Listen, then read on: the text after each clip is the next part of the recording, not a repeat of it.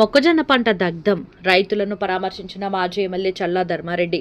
వరంగల్ జిల్లా గేసికొండ మండలం మొగలిచెర్ల శివారులో జరిగిన అగ్ని ప్రమాద ఘటనా స్థలాన్ని పరకాల మాజీ ఎమ్మెల్యే చల్లా ధర్మారెడ్డి సందర్శించారు. ఈ సందర్భంగా అగ్ని ప్రమాదంలో కాలిపోయిన మొక్కజొన్న చేలు ధాన్యాన్ని పరిశీలించి రైతులతో మాట్లాడి ఓదార్చారు. అనంతరం మాజీ ఎమ్మెల్యే చల్లా ధర్మారెడ్డి మాట్లాడుతూ, ప్రమాదవశాత్తు జరిగిన ఈ అగ్ని ప్రమాదంలో 6 రైతులకు చెందిన మొక్కజొన్న పంట అగ్నికి ఆహుతయ్యాయి.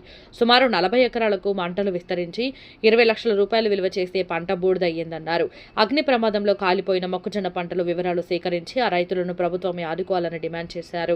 ఈ కార్యక్రమంలో కార్పొరేటర్, బీఆర్ఎస్ నాయకులు, కార్యకర్తలు, యూత్ నాయకులు, రైతులు తదితరులు పాల్గొన్నారు.